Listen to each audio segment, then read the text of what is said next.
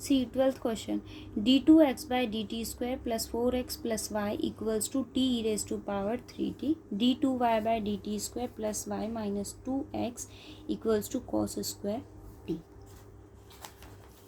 What's your doubt?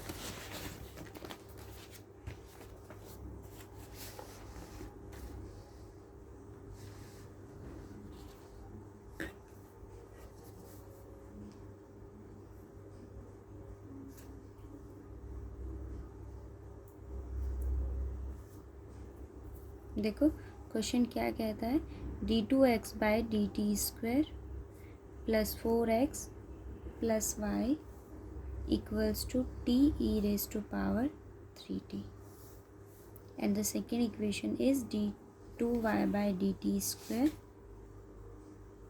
+ y - 2x = cos square t.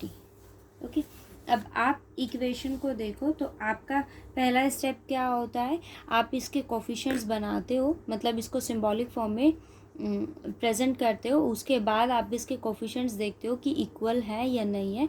अगर नहीं होते हैं तो आप उसके इक्वेशंस को, कोफिशिएंट्स को इक्वल बनाते हो। देखो फर्स्ट मैंने क्या किया, इसको सिंबॉलिक फॉर्म में रिड्यूस किया। सो क्या होगा, d², मैंने x को बाहर रखा, x + y = t(3t). Okay, next आपके पास ये फर्स्ट इक्वेशन है, ये सेकंड है, अब ये थर्ड हो गई। अब इसको ओपन करते हैं। सो मैंने 2x को आगे रखा, ये आपके पास यहाँ y कॉमन आएगा, क्या वैल्यू हो गई, d² + 1 y = cos square t। Okay, अब आप यहाँ देखो, यहाँ y का कोफिशिएंट हम किसको एलिमिनेट करते हैं, फर्स्टली y को एलिमिनेट करते हैं। अगर आप यहाँ देखो तो y का कोफिशिएंट क्या है, d² + 1, यहाँ y का कोफिशिएंट 1 है। सो मैंने क्या किया, थर्ड इक्वेशन को मल्टीप्लाई किया है बाय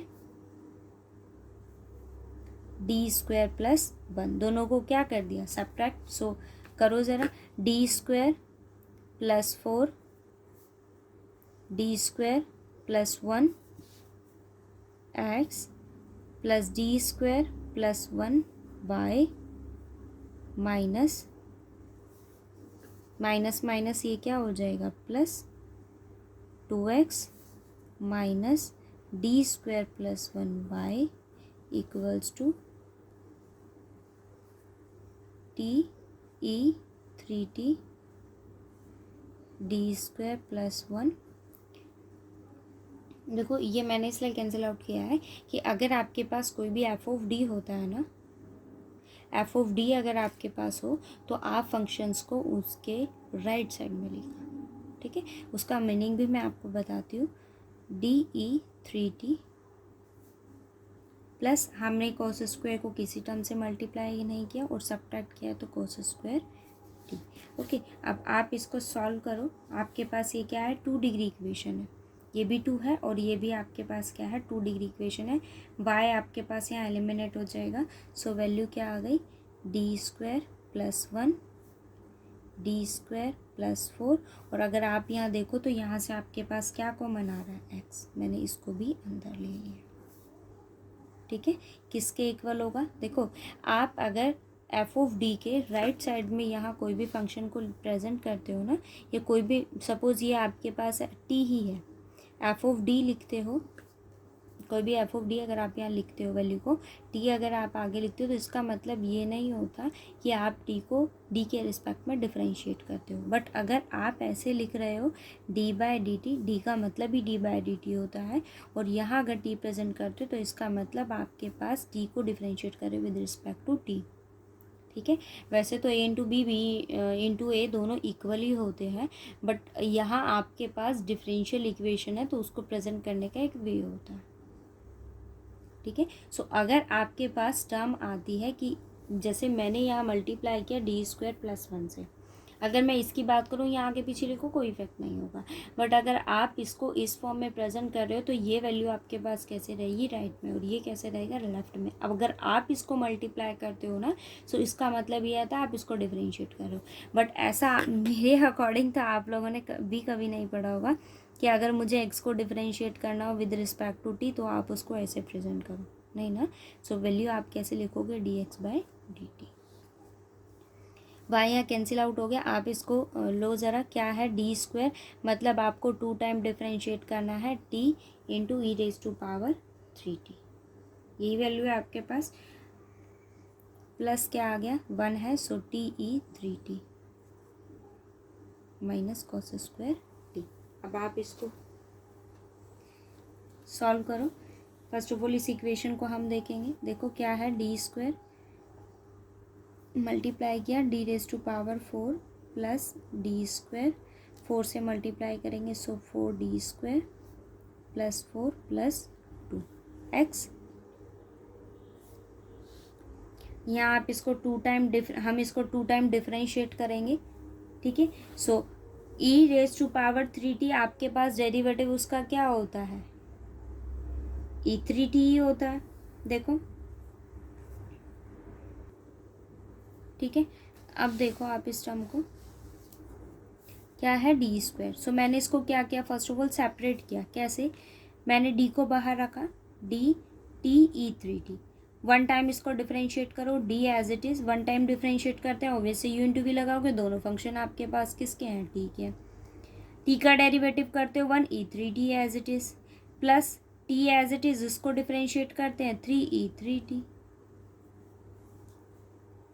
ओके, नेक्स्ट देखो, अब आप अगेन डिफ्रेंशिएट करना है, इसको डिफ्रेंशिएट करते हैं, सो वैल्यू क्या आ जाएगी 3 e 3t plus 3 as it is. अब इसको अगेन डिफ्रेंशिएट करो, टी का डेरिवेटिव करते हैं 1 ई 3t आपके पास एज इट इज़ है, plus 3t as it is, इसको डिफ्रेंशिएट करते हैं तो 3 ई 3t। सो वैल्यू क्या आई 6 e 3t 9t e 3t। Okay, value को यहाँ सब्स्टिट्यूट कर दो, 6 e 3t plus 9t e 3t plus t e 3t as it is and minus cos square t। So equation आपके पास क्या आ गई, d4 plus 5d square plus 6x।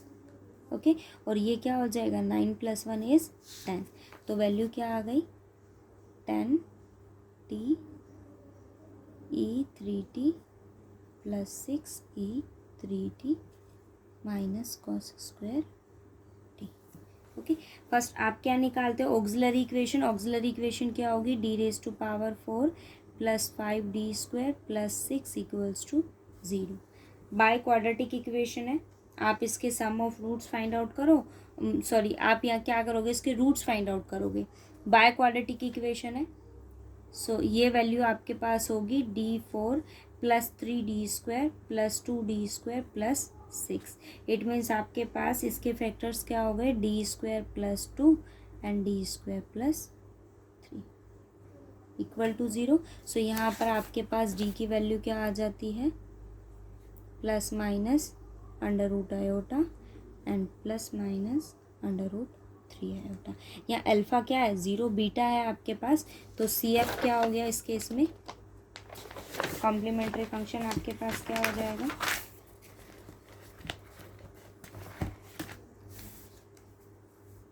Complementary function क्या हो जाएगा, C1 cos √2t plus C2 sin √2t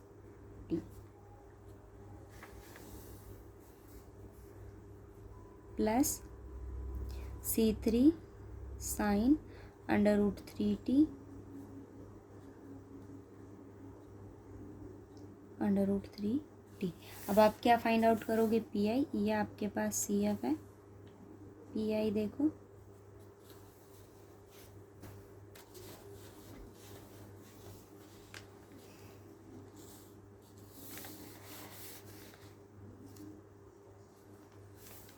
PI देखो आप,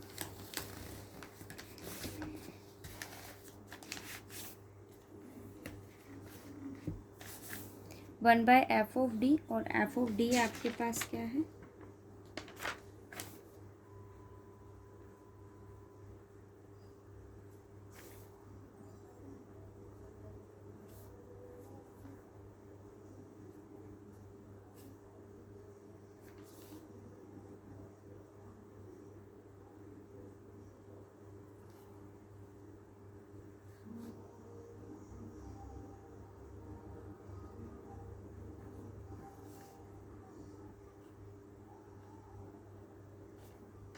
मैंने सेपरेट कर लिया।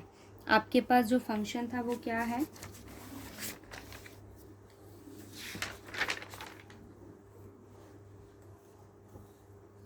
आपके पास जो फंक्शन है वो क्या है, 10t e⁻³ plus 6 e⁻³ cos square t। तो मैंने एफ ऑफ डी तीनों में सेपरेट कर लिया। 1 bye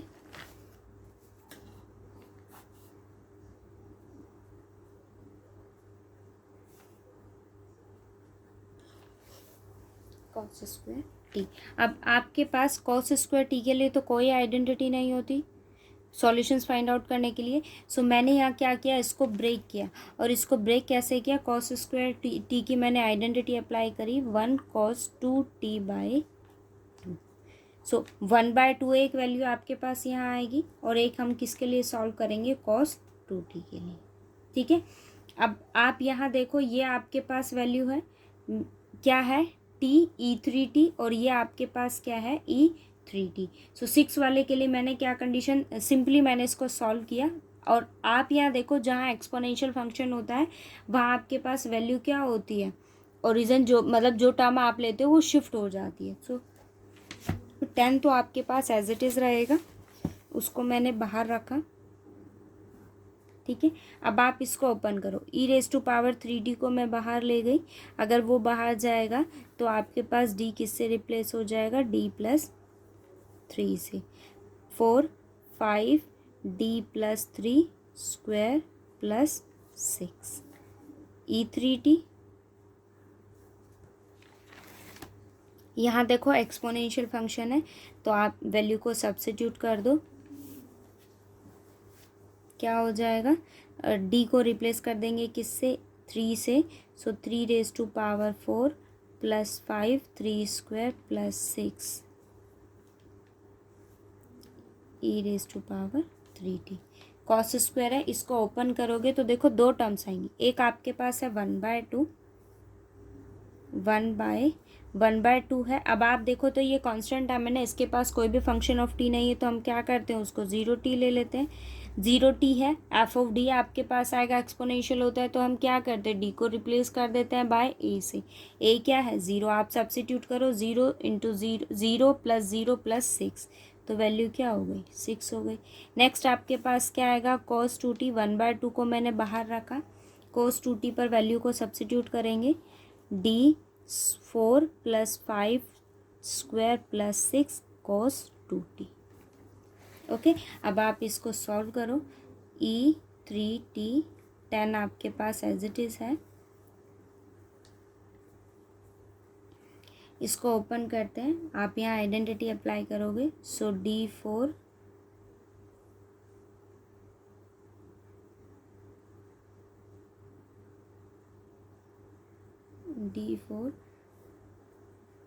plus 3⁻⁴ a³ a4 b4। Next term आपके पास आती है 4a³, it means d³ b as it is plus 6a² into b² plus 4a as it is and b³ plus, अब इसको open करेंगे, होल स्क्वायर आपके पास है 5d², 3 square is 9, 9 into 5 is,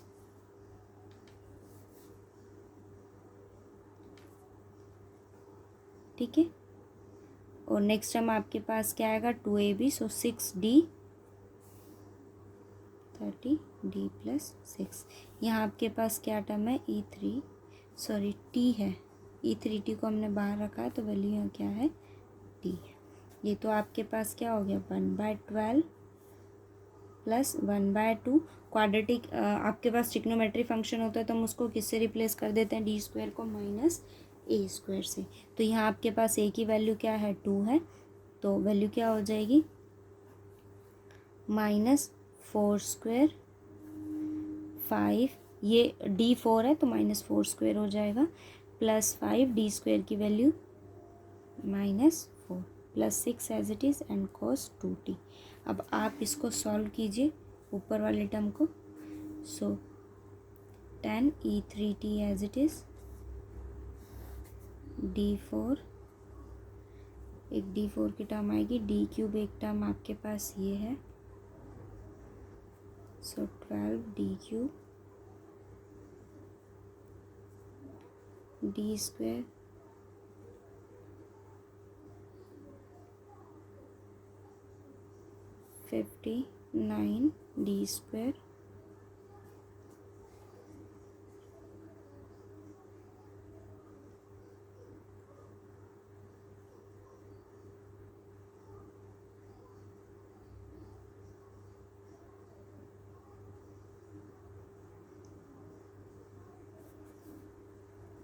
59D², D। ठीक है, और लास्ट वन आपके पास क्या हो जाएगा,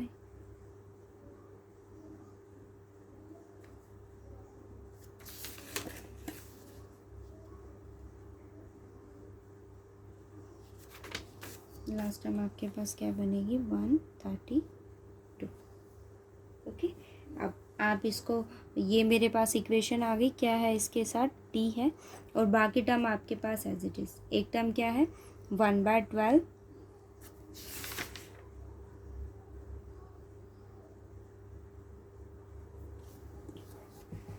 ये cos स्क्वायर t आपके पास नेगेटिव है। ठीक है, सो ये कंप्लीट टर्म आपके पास ये नेगेटिव है, तो ये भी नेगेटिव रहेगा, मैंने मिस्टेक कर दिया यहाँ पर, ये भी आपके पास नेगेटिव रहेगा और ये वैल्यू भी नेगेटिव रहेगी। ठीक है, ये दोनों टर्म आपके पास एज इट इज़ है -1/12, और अगर आप इसको सॉल्व करते हो ये 2 16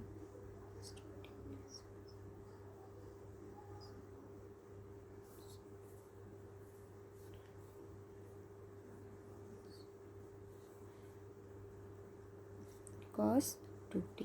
ओके, अब आप इसको अगर यहाँ देखो ना, तो ये आपके पास क्या वैल्यू देता है, देखो D4 है, 4 डिग्री का आपके पास यहाँ टर्म है, और ये क्या है कांस्टेंट टर्म है, तो हम क्या लेते हैं लीस्ट डिग्री के टर्म को कॉमन लेते हैं, तो मैंने 132 को यहाँ कॉमन लिया, 10e3t, और 132 को आपने कॉमन लिया, तो आपके पास वैल्यू क्या हो जाएगी, ये सारे टर्म कॉमन लेने के बाद ये 1 हो जाएगा, मैंने इसको डायरेक्ट ऊपर ही लिखा है 1 प्लस, अब ये टर्म आपके पास रहेगी जिसके डिनोमिनेटर में क्या रहेगा 132 रहेगा। सो फर्स्ट ऑफ ऑल आप ये देखो कि t किसके साथ सोल्यूबल है, आप यहाँ देखते हो तो अब मेरे पास f(d) ये हो गया है, और ये आपके पास क्या हो गया है +1, सो 1 + f(d) ऊपर जाएगा तो पावर नेगेटिव हो जाएगी आपके पास, बट आप देखते हो तो फर्स्ट डेरिवेटिव यहाँ एग्जिस्ट कर जाएगा, इस पर वैल्यू 0, क्यूब ऑब्वियस स्क्वायर पर 0, तो आगे वाले टर्म के लिए 0 रहेगा। नेक्स्ट टर्म आपके पास होल स्क्वायर बनती है, एक किसी पर डेरिवेटिव एग्जिस्ट करता है, इसका होल स्क्वायर करोगे तो वैल्यू 0 हो जाएगी। ठीक है, सो मेरे पास एक टर्म जो बच रही है मैं उसी को प्रेजेंट कर रही हूँ 138/132d, अप टू आपके पास टर्म होगी raise to power -1 t as it is, in terms ये टर्म एज इट इज़ आएंगी।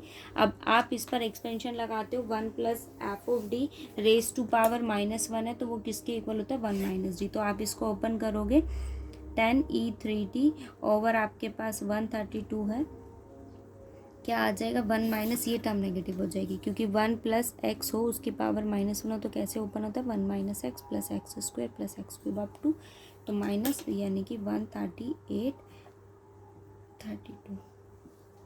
ठीक है, तो वैल्यू मेरे पास यहाँ क्या हो गई t है ये, तो t आप मल्टीप्लाई करोगे ये t हो जाएगा, 1 टाइम डिफ्रेंशिएट करोगे तो वैल्यू क्या होगी 1 -1/12 -1/4 एंड cos 2t। ओके, अब आप इसको सॉल्व करते हो तो मतलब आप यहाँ कैंसिल आउट करते हो, देखो ये कांस्टेंट टर्म है, ये कांस्टेंट नहीं है, e 3t इसके साथ आएगा, यहाँ भी 3t आएगा, ये कांस्टेंट टर्म है, ये cos 2t का है। सो मैंने क्या करा इनको सेपरेटली सॉल्व किया, ये टर्म आपके पास कैंसिल हो जाएगी, ये 132 है, 132 है,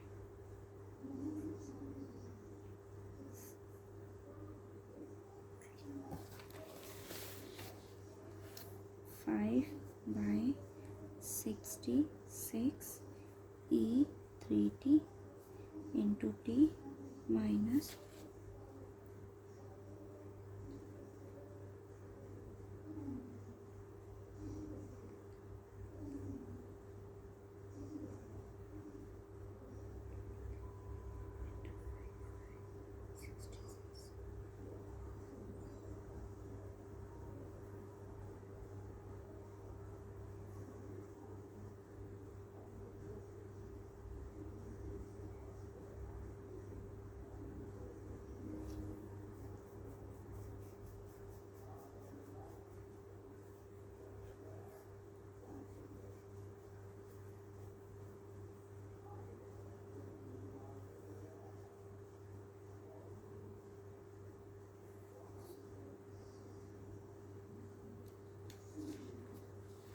मैं एक टर्म यहाँ मिस कर दी, ये आपके पास एक टर्म और एग्जिस्ट करता है, ठीक है। E3t का कोफिशिएंट आपके पास 2 टर्म्स बनाता है। सो आप यहाँ एक तो टर्म आपके पास ये सॉल्व होगी और इसके साथ आपके पास एक टर्म और है, आप इन दोनों को सॉल्व करोगे ना, मतलब मैंने ये टर्म मिस कर दी यहाँ पर, तो आप इस टर्म को सॉल्व करोगे तो आपके पास एक E3t का एक E3t, ये टर्म मैंने मिस कर दिया है, ये आप अगर इसको सॉल्व करते हो तो 3et एक टर्म आपके पास ये बनेगी।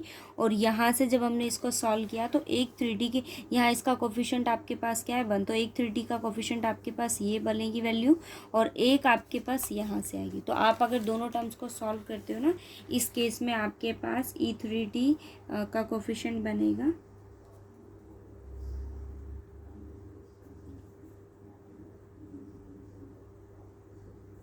E3t, और बाकी लेफ्ट ओवर टर्म्स आपके पास एज इट इज़ रहेगी 1/12 माइनस 1/4 cos 2t। ये आपके पास क्या आ गया, x की वैल्यू, ये pi आपके पास आया है। सो x आपके पास क्या हो जाएगा C1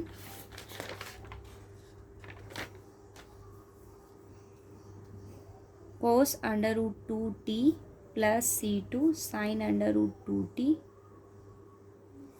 plus C3 cos √3t plus C4 sin √3t plus pi is 5/66 E3t t minus 49/14 of 52 E3t minus 1/12 minus 1/4 cos 2t। Okay, but आप अगर देखो तो आपको y की वैल्यू फाइंड आउट करनी है, तो उसके लिए क्या चाहिए, d2x/dt² चाहिए। सो आप इसको डिफरेंशिएट कीजिए, आप इसका डेरिवेटिव को फाइंड आउट कीजिए। dx/dt किसके इक्वल होगा, अगर हम इसको डिफरेंशिएट करते हैं तो कोस का डेरिवेटिव माइनस साइन होता है, सो -2c1 sin √2t plus √2c2 cos √2t, next क्या आएगा -√3c3 sin √3t plus √3c4 cos √3t। यहाँ अगर आप देखो, आप इसको डिफरेंशिएट करते हो तो u/v यहाँ आपके पास एप्लीकेबल होगा, ठीक है। सो आपके पास एक टर्म बनेगी -5/66। मैंने यहाँ क्या किया है, E3t को एज इट इज़ रखा है, t को डिफरेंशिएट करेंगे वैल्यू 1 हो जाएगी। नेक्स्ट टर्म आपके पास 66, 5/66, इसको डिफरेंशिएट करते तो मैंने क्या करा, t को एज इट इज़ रखा और 3t का डेरिवेटिव करेंगे 3e3t। ओके, नेक्स्ट ये है आपके पास, तो यहाँ अगर हम डिफरेंशिएट करते हैं -49/14 52 3e3t, 1/12 का डेरिवेटिव आपके पास 0 हो जाएगा। ये देखो कोस है तो वैल्यू क्या हो जाएगी, इसका डेरिवेटिव 2 × sin 2t। सो आपके पास dx/dt की वैल्यू क्या आ गई, -√2 c1 sin √2t plus √2 c2 cos √2t minus √3 c3 sin √3t plus √3 c4 cos √3t minus 5/66 E3t। Okay, और यहाँ से वैल्यू क्या आ जाएगी, -5/22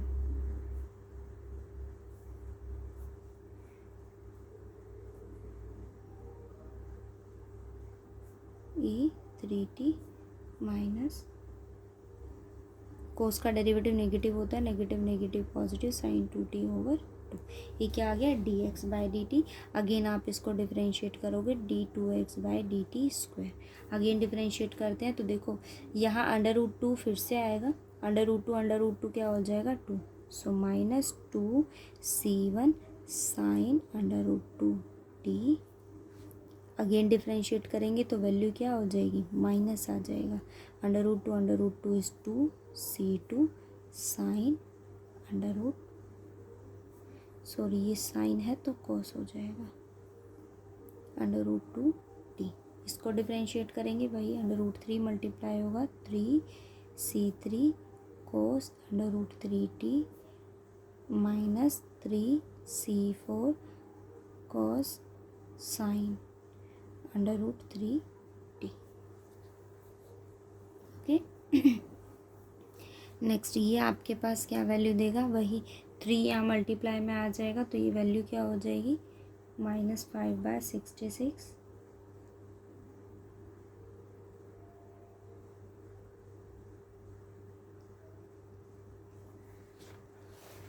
ये पॉजिटिव है भाई,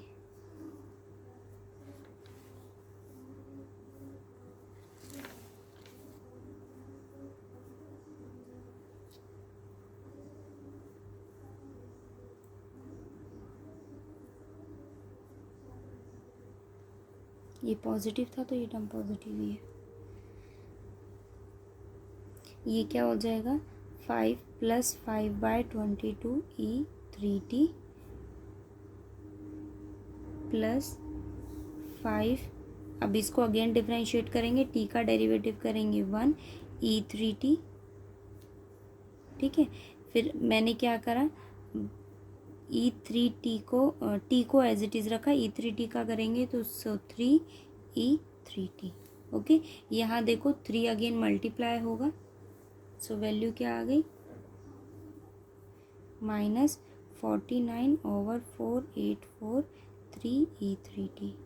और साइन का डेरिवेटिव क्या होता है, cos 2t, 2 से 2 कैंसिल हो जाए। ठीक है, अब ये क्या आ गया, d2x/dt² और ये क्या है, dx/dt, और ये आपके पास क्या है, x। ठीक है, इन सारी वैल्यूज़ को यहाँ सब्स्टिट्यूट करना है इस इक्वेशन में और सॉल्यूशन में। ठीक है, अब आप कर लोगे इसको आगे से। नेक्स्ट इक्वेशन देखो,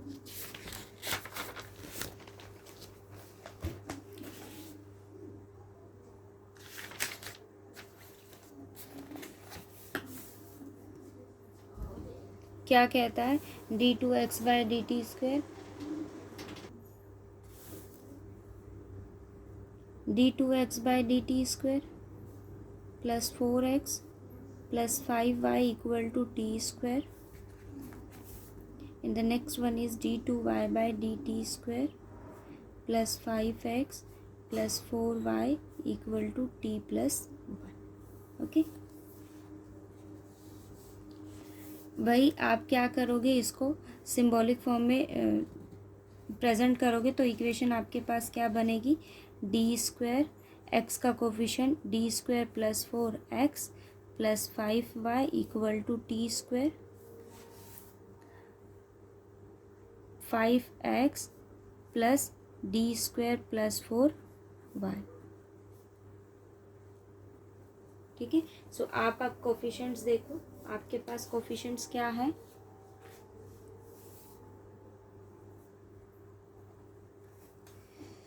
ये 5 है, ये d² प्लस 4 है, सो मैंने मल्टीप्लाई किया d² प्लस 4 से, d² plus 4 d² plus 4 x plus 5 d² plus 4।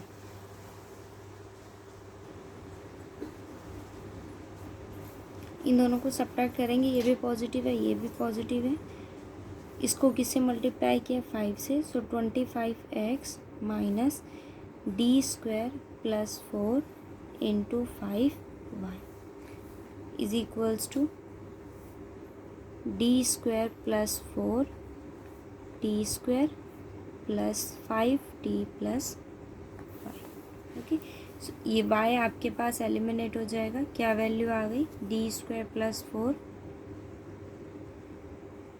Whole square minus 25, किसको कॉमन ले लिया, x को, किसके इक्वल होगा, इसको 2 टाइम डिफ्रेंशिएट करेंगे, 1 टाइम इसका डेरिवेटिव करेंगे तो वैल्यू क्या हो जाएगी, 2t, अगेन डिफ्रेंशिएट करोगे सो 2। ओके, ओके, अब आप इसको देखो, ये क्या हो जाएगा 4t² प्लस 5t प्लस 5। सो यहाँ आपके पास इक्वेशन क्या बनी, 4t², सब्ट्रैक्ट किया ना, सो ये नेगेटिव होगा। ठीक है, सो क्या वैल्यू आ गई, 4t² माइनस 5t माइनस 3। यहाँ देखो आप इसको ओपन करते हो तो वैल्यू क्या होगी, d4 प्लस 16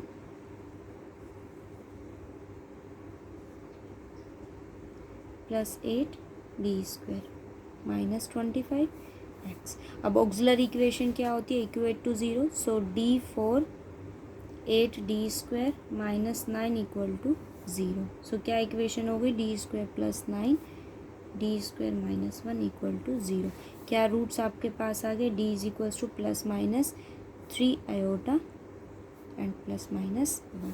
सो सी एफ कॉम्प्लीमेंट्री फंक्शन आपके पास क्या हो जाएगा, c1 e raise to power t plus c2 e raise to power minus t plus 3t cos 3t plus c4 sine 3t। Okay, अब पी देखो 1/f(d). f(d) आपके पास क्या है, d4 प्लस 16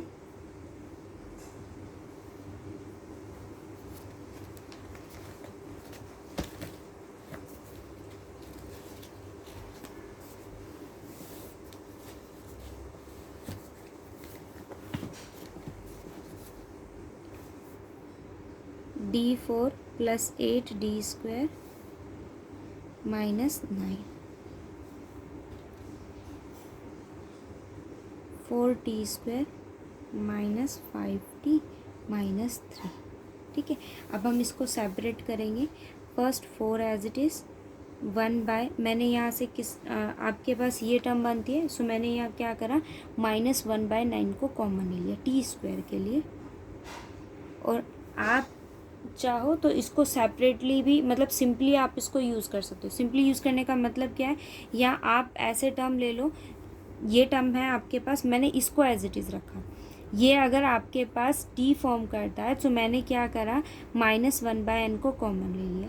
ये वैल्यू आपके पास पॉजिटिव हो जाएगी 1, ये नेगेटिव हो जाएगा, so minus d4/9 8/9 d²। Okay, nominator में जाएगी तो वैल्यू नेगेटिव हो जाएगी, 4t² माइनस 5t माइनस 3। आप ऐसे भी फाइंड आउट कर सकते हो, नीड नहीं है आप टर्म बाय टर्म इनको ओपन करो, आप इसको फाइंड आउट कर सकते हो। जैसे ये अगर मैं बात करूँ, हमने जो 12th क्वेश्चन अभी डिस्कस किया है, इसके अकॉर्डिंग आपके पास ये वैल्यूज़ है, तो आप इसको, आपको ओपन करना था, आप इसको एज इट इज़ रखो, इसको ओपन कर सकते हो, बट आप यहाँ दोनों में एक रिलेशन सेम बना सकते हो। इसके लिए हमने क्या यूज़ करा है, इस ऑपरेटर को शिफ्ट करा, आप ऑपरेटर को शिफ्ट करो, सिंपली इसका रिलेशन बना लो। ये टर्म आप ऐसे ही रख लो। ऐसे रखने का मतलब ये है कि आप यहाँ सिर्फ इसको इसी फॉर्म में रखो, tan t e 3t plus 6। 3t आप कॉमन ले लोगे, 3t आप कॉमन लोगे, आगे जाएगा तो वो वैल्यू ये रिप्लेस हो जाएगी टर्म आपके पास। आप सिर्फ इसको इसी फॉर्म में रखो, जो सॉल्यूशन आप यहाँ से फाइंड आउट करोगे उसको इन दोनों टर्म से मल्टीप्लाई कर दो। आप ऐसे भी सॉल्यूशन फाइंड आउट कर सकते हो। ठीक है, सो यहाँ मैंने क्या किया, इसको ऐसे ही रखा, माइनस 1/9 आपके पास एज इट इज़ रहेगा। अब आप ये देखो, ये आपके पास क्या है, नेगेटिव साइन है और 1 माइनस है आपके पास, सो सारी टर्म्स आप क्या रहेंगी, इसकी पॉजिटिव रहेंगी। आप यहाँ देखते हो t², ठीक है, फर्स्ट टर्म आपके पास एज इट इज़ रहेगी, सेकंड टर्म में आपके पास स्क्वायर एग्जिस्ट कर जाता है। सो स्क्वायर के लिए आपके पास इसका स्क्वायर हाईएस्ट डिग्री टर्म हो जाएंगे, तो मैं सिर्फ फर्स्ट टर्म का यूज़ कर रही हूँ, 1 प्लस d4/9 प्लस, ठीक है,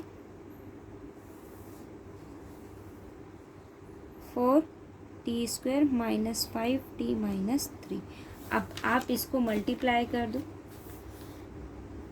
माइनस 1/9 एज इट इज़, 1 के साथ करते हैं, सो 4t² माइनस 5t माइनस 3। ये क्या कहता है, 4 टाइम डिफरेंशिएट करना है, सो 4 टाइम डेरिवेटिव, ये भी ज़ीरो, ये भी ज़ीरो, ये भी ज़ीरो। 2 टाइम इसको डिफरेंशिएट करना है, सो 2 टाइम अगर डिफरेंशिएट करते हो 8/9 फर्स्ट ऑफ ऑल कोफिशिएंट आपके पास एज इट इज़ रहेगा। आप इसको 2 टाइम डिफरेंशिएट करो तो क्या वैल्यू रहेगी, 1 टाइम करते हो सो 2t, 4 into 2t, again differentiate करोगे t का 1 हो जाएगा, इंटू क्या आ गया 8। ठीक है, ये आपके पास सॉल्यूशन आ गया। आप इसको ऐसे भी फाइंड आउट कर सकते हो, ज़रूरी नहीं है आप उसको टर्म बाय टर्म ओपन करो। सो -1/9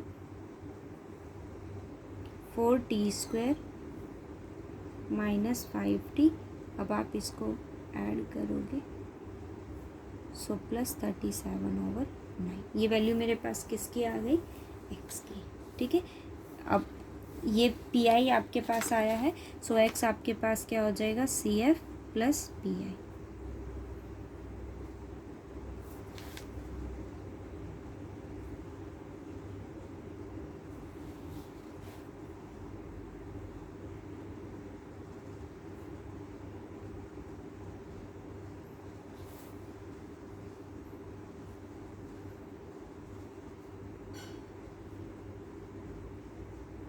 अब आप यहाँ देखो y की वैल्यू निकालने के लिए आपको d2 निकालना है, सो पहले हम क्या फाइंड आउट करेंगे, dx/dt।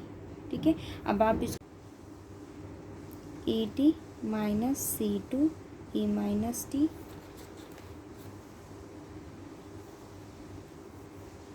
-3c3 sin 3t +3c4 cos 3t, t के रिस्पेक्ट में इसको डिफरेंशिएट करेंगे, -1/2 8t, ये ज़ीरो हो जाएगा, -5, अगेन डिफरेंशिएट करेंगे, d2x/dt²